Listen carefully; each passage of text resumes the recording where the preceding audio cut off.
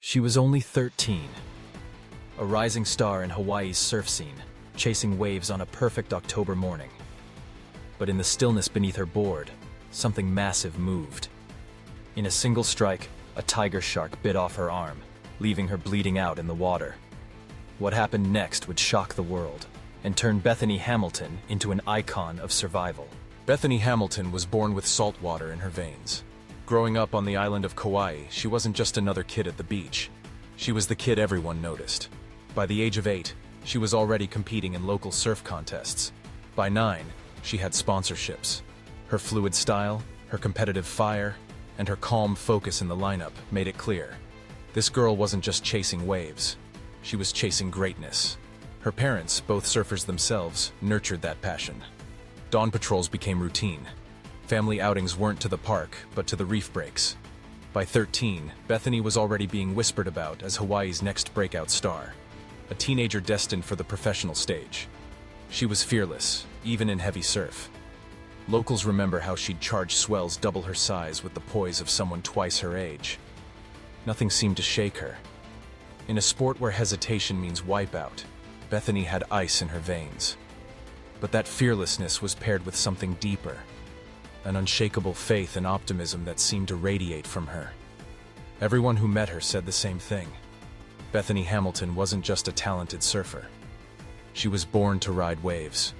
No one could have imagined that her greatest test would come not from the ocean itself, but from something far more primal lurking beneath it. October 31st, 2003. Halloween morning. The sun had just begun to climb over Kauai's jagged cliffs, painting the sky in streaks of gold and pink. For most kids her age, the day meant costumes and candy. But for Bethany Hamilton, 13 years old and already a rising star, it meant only one thing: waves.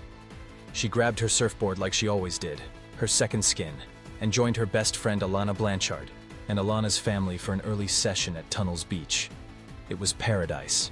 The reef break was calm, the water glassy, and the horizon clear. Every surfer dreams of days like this.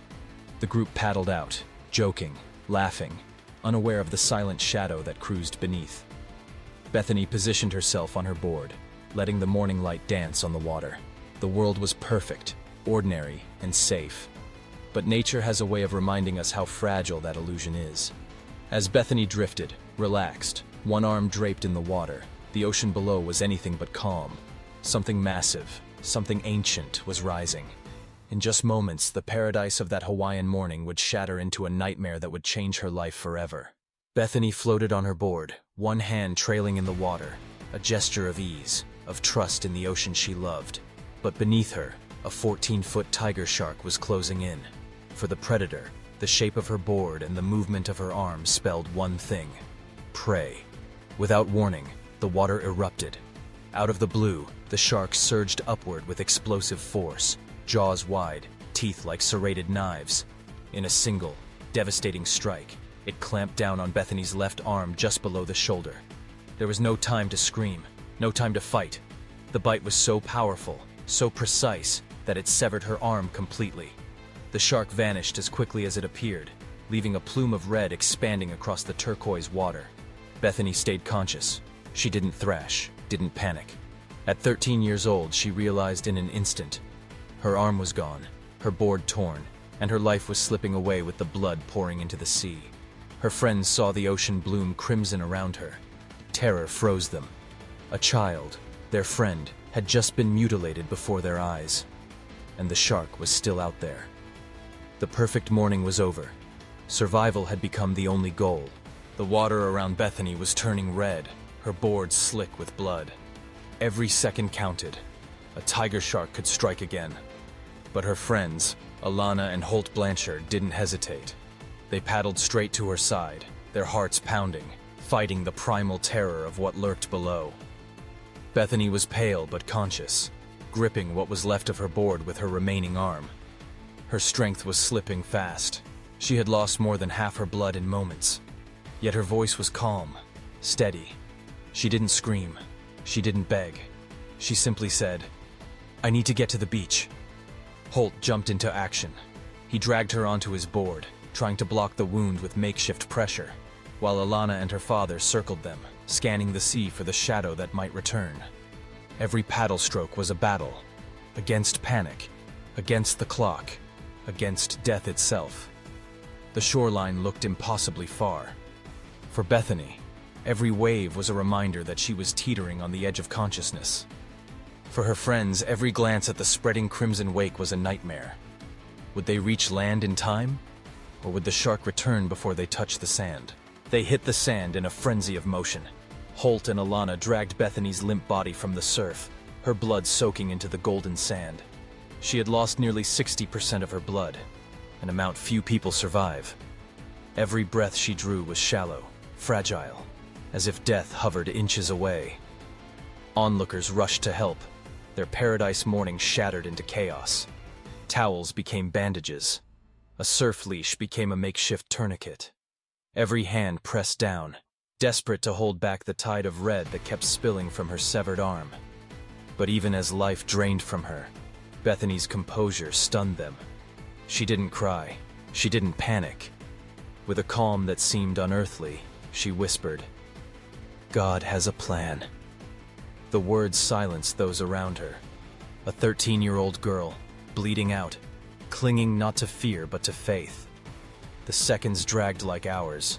Sirens wailed in the distance, the only sound stronger than the roar of the waves. Everyone knew the truth. If the ambulance didn't arrive soon, Bethany Hamilton would die on that beach. This was no longer a story of surfing. It was a battle between time, blood, and willpower. By the time Bethany reached Wilcox Memorial Hospital, she was barely clinging to life. Doctors looked at her pale face and the blood-soaked towels wrapped around her shoulder and knew. They had minutes, maybe less. Her pulse was faint, her blood pressure crashing. Most people would not have made it past the beach. Surgeons raced her into the operating room. IVs were slammed into her veins, blood transfusions pumped in as quickly as possible. She had already lost over half her body's supply, a threshold that usually means death. The team worked with grim focus, every second a knife edge between saving her and losing her. As scalpels cut and clamps closed vessels, Bethany drifted in and out of consciousness, but she never screamed, never fought. Nurses would later say she carried herself with an eerie calm, even as her small frame lay battered on the table. It was as though she had already decided, "I will live." Hours later, against the odds, her heart steadied. Her body clung to life when logic said it shouldn't. When her parents were told she had survived surgery, they collapsed in tears of relief. Bethany Hamilton, the girl who had been ripped apart by a shark, was alive. When Bethany woke after surgery, the reality struck her like a second wave. Her left arm was gone. The shark had taken more than flesh. It had stolen her balance, her rhythm, the very core of her surfing identity. At just 13 years old, she faced a future she had never imagined. Brushing her hair, tying her swimsuit, even carrying a glass of water, suddenly, everything was a battle. Each small task became a reminder of what had been ripped from her in a single strike. But Bethany refused to crumble. With the same calm determination that carried her through the attack, she began to adapt. She learned to hook clothing with her remaining arm, to cut food with a technique that baffled her doctors, and most of all, she learned to paddle. Her father crafted a custom handle for her surfboard, and soon Bethany was back in the ocean, practicing in secret, determined not to be pitied. Every fall, every wipeout, every struggle in the water only hardened her resolve. While most would have sworn off the sea forever, Bethany made a vow. Losing an arm would not mean losing her dream. Just 26 days after the attack, Bethany stood on the beach again. Board under her arm, ocean stretching out before her. Most people thought she was crazy. She was still pale from blood loss, her stitches raw, her body weakened. But to Bethany, the ocean wasn't just water. It was home, and she wasn't going to let fear bar her from it. The first paddle out was brutal. With only one arm, she spun in circles, waves slamming her down again and again. But she refused to quit. Friends and family cheered from the sand, holding their breath each time she fell, gasping as she resurfaced, determined. Then, it happened. She caught a wave. She pulled herself up, one arm pushing against the board, legs locking into place. For a split second, she wobbled, but then she was flying, surfing. The crowd erupted. It wasn't the biggest wave. It wasn't the cleanest ride. But it was proof. Proof that the shark had not broken her. Proof that Bethany Hamilton was still a surfer. That moment wasn't just survival. It was a declaration. She would not live her life in fear. 3 months after the attack, Bethany wasn't just surfing again. She was ready to compete. At 13 years old, with one arm gone, she walked toward the contest lineup with her board tucked tight against her side. Some of the other surfers stared. Some whispered. A few doubted she'd even make it past the first heat. The ocean was choppy that day. The waves unpredictable. Perfect conditions for intimidation. But Bethany was calm. She had already faced something far worse than any wave could deliver. When the horn blew, she paddled out, determined. Her takeoffs were slower, every maneuver harder. Yet wave after wave, she adapted. She adjusted her stance, learned to grip the board differently, to carve with one arm instead of two. By the end of her heat, the whispers were gone. Everyone watching knew they were seeing something extraordinary. Bethany didn't just compete, she placed. Against surfers with full strength, full balance, she held her ground. The judges, the crowd, even her rivals realized this wasn't a sympathy story. This was a competitor.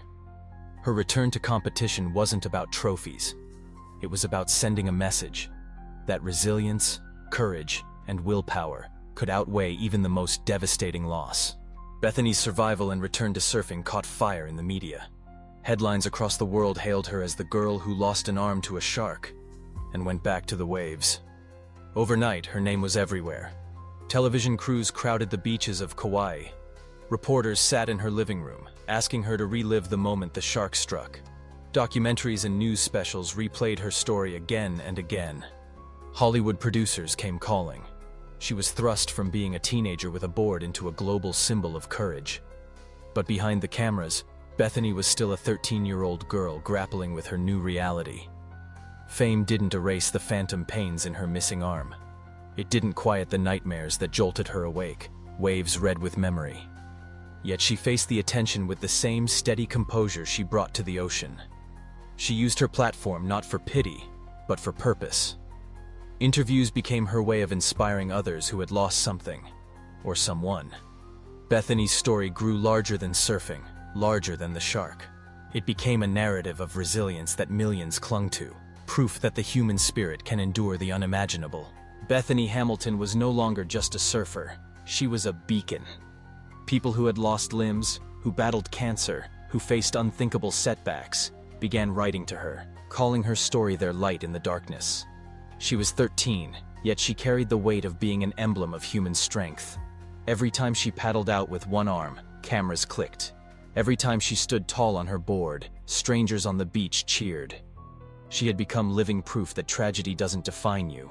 How you respond does. But being a symbol was not easy. The world saw triumph. Few saw the quiet struggle behind the scenes, the frustration of tying her hair, of zipping a wetsuit, of trying to live like a normal teenager. Bethany admitted that sometimes she wanted to scream at the unfairness of it all. Yet she didn't let bitterness consume her. Instead, she chose purpose. Bethany became a voice not only for surfers, but for survivors of all kinds. She wasn't just chasing waves. She was showing the world that resilience is stronger than fear and that one brutal bite could not silence her will to live, to fight, and to inspire. On that October morning in 2003, a single strike from a tiger shark nearly ended Bethany Hamilton's life. It should have left her broken, fearful, unwilling to ever touch the ocean again. Instead, it forged her into something greater. The sight of a teenage girl paddling out with one arm became more than a spectacle. It was a defiance of fear itself. She had stared into the jaws of nature's most feared predator and lived. The ocean that had taken from her, she chose to love again. Her story isn't about the shark or the blood in the water. It's about the moment she decided she would not be defined by tragedy. That courage turned her from a victim into a global symbol of resilience. Bethany's survival reminds us that the ocean is wild, unpredictable, and merciless. But it also reminds us that within the human spirit lies something equally unstoppable. When the waves crash hardest and life cuts deep, we all face the same choice Bethany did: surrender or fight. Bethany fought, and in doing so, she gave the world a reason to believe that no wave, no loss, no predator can silence courage. Bethany Hamilton's survival is a reminder that even in the jaws of tragedy, the human spirit can rise. She didn't just return to the water, she conquered it. If this story gripped you, don't let go. Hit subscribe and turn on notifications, because the next story will take you even deeper into the raw, unforgiving clash between humans and nature. Some survive, others don't. And you won't believe what's coming next. Bethany Hamilton's survival after a brutal shark attack became one of the most inspiring comeback stories in history, a tale of resilience and determination against the odds. But not every encounter with the ocean's predators ends with hope. Nearly 2 decades later, in the waters of Egypt's Red Sea, the world would witness a far more tragic scene. When 23-year-old Vladimir Popov faced a shark, with no chance of escape. On a quiet Red Sea beach, screams tore the air. A young man thrashed in blood-red water, crying out, "Papa! Papa!" as a tiger shark dragged him under. In seconds, paradise turned to horror. This is the final, devastating story of Vladimir Popov. The water was calm, the sky was bright, and then, terror broke the silence. Vacationers on the beach first thought they were hearing a prank, a swimmer splashing, maybe calling out to friends. But the voice grew sharper, desperate, cracking with fear. "Papa! Papa!" Onlookers froze. The words carried over the surf, a cry that sliced straight into the heart of every parent watching. Out in the shallows, a lone figure thrashed violently. The water around him darkened, swirling with red. Vladimir Popov was fighting for his life. From the shore, his father stood rooted to the spot, powerless. He watched, unable to move, as the sea erupted in chaos. The unmistakable shape of a tiger shark broke the surface, circling back for another strike. Its dorsal fin cut through the water like a blade. Every second felt like an eternity. The crowd's horror grew as the young man screamed again, reaching toward the beach, toward his father. A final plea no one could answer. The shark lunged. The water exploded, and the cry of "Papa!" was drowned out forever. Hurghada, Egypt. For millions of tourists, the name means sunlit beaches, endless blue waters, and the promise of safety. A Red Sea resort town built on the idea that here, families could relax, laugh, and forget the world's dangers. For Vladimir Popov and his father, it was just that. A break. A chance to savor warmth and salt air. The water was calm, shallow, and welcoming. Fishermen on the pier, children splashing near the sand. The kind of day where you believe nothing can possibly go wrong. But beneath that calm surface, the Red Sea has always belonged to something older, hungrier. Tiger sharks. Apex predators that prowl the coastlines, capable of striking without warning. Locals know it. Authorities know it. But for tourists, standing under umbrellas and sipping cold drinks, those warnings feel like distant stories. On that June afternoon, Vladimir stepped into the water with no reason to expect danger. The horizon was golden. The sea looked inviting. He swam just far enough for his father to watch him from shore, a dark shape bobbing gently in the waves. A picture of peace, seconds away from hell. At first, no one on the beach realized what they were seeing. A splash in the water, a swimmer moving oddly. Some even laughed, thinking Vladimir was playing, diving beneath the waves. Then came the scream. It wasn't playful. It wasn't staged. It was the sound of raw panic. A cry ripped straight from the soul. Heads turned. Families dropped their drinks. A mother pulled her child closer. "Papa! Papa!" The words echoed across the Red Sea. His father stepped forward, confusion turning instantly to horror. He could see his son thrashing, arms slapping against the water, not in play, but in desperation. And then, the fin. A black triangle broke the surface, slicing through the waves with chilling precision. A tiger shark, 10 feet long, circling, testing. The water rippled, then erupted as the predator closed in. Vacationers rushed to the shore, shouting, screaming for someone to help. But there was no lifeguard, no boats near enough. Just a crowd frozen in disbelief as the young man fought against something no human could overpower. The paradise of moments before had turned into a stage for death. And everyone knew, this was no rescue story in the making. The sea exploded, The shark struck with a force that seemed impossible in such shallow water. Its massive head surged upward, jaws opening wide, teeth like jagged glass closing around Vladimir's body. The sound, a sickening crack of flesh and bone, carried over the waves. Vladimir screamed. The water around him turned dark, swirling crimson. His arms flailed wildly, fighting against the unimaginable power dragging him down. For a heartbeat, he broke the surface, his voice cracking, desperate. "Papa, help me!" On the beach, his father lunged forward, stumbling into the surf. But the shark struck again, yanking Vladimir further out. The crowd erupted, some shouting, some praying, others frozen, unable to look away. The tiger shark circled back, its dorsal fin cutting a sinister path. Each time Vladimir tried to rise, the predator rammed him, knocking him under, biting again. His voice grew weaker, swallowed by the roar of the waves and the screams from shore. And then came the moment no one will ever forget. The shark surged one final time, its entire body breaching in a violent thrash. Vladimir's cry was cut short. The water boiled red. When the sea calmed, only silence remained, broken by the sound of a father's scream echoing down the beach. On the sand, Vladimir's father was frozen in a nightmare he could not wake from. Only moments earlier, he'd been watching his son swim, carefree, laughing, alive. Now, before his eyes, that same son was being ripped apart by a predator as ancient as time itself. He waded into the surf, arms outstretched, reaching, screaming his boy's name. "Vova!" His voice cracked, drowned by the chaos of the crowd and the crashing of waves. But no matter how far he reached, no matter how hard he willed his body forward, the distance between them was unbridgeable. The tiger shark's bulk blocked every hope. Its body thrashed, water erupting in a frenzy of red foam. His son's voice pierced the air one last time. "Papa!" And then it was gone, swallowed by the sea. The father's knees buckled. He fell to the surf, clutching the water that had just claimed his child, powerless against the truth unfolding in front of him. For the witnesses, it was unbearable. For the father, it was unthinkable. To watch, to hear, to know, and be unable to save. This wasn't just a shark attack. It was a father's worst nightmare, unfolding in broad daylight. The beach erupted in chaos. Families who had been sunbathing only moments earlier now stood frozen, their holiday laughter replaced by shrieks of horror.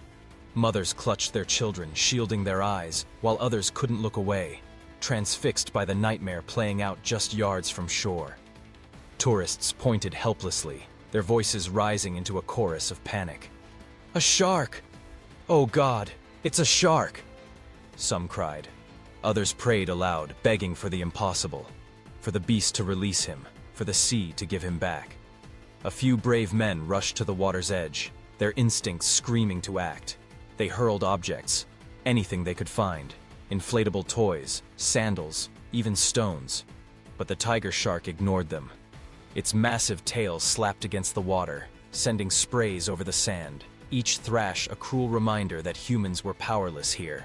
Phones were raised, trembling hands recording what the mind could not process.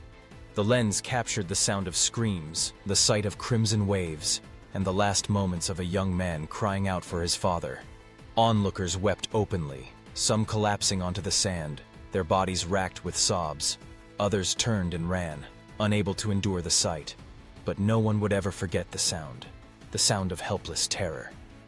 That day, the beach was no longer a place of joy. It had become an open-air theater of tragedy, where every scream carried the weight of death. When the water finally stilled, the monster revealed itself. A dark, striped shadow cutting slow circles beneath the crimson surface. The unmistakable markings of a tiger shark. 10 feet of raw muscle, armed with serrated teeth capable of shearing through bone like paper. Tiger sharks are not picky hunters. They are the garbage cans of the sea, eating everything from sea turtles to license plates, from dolphins to humans when opportunity presents itself.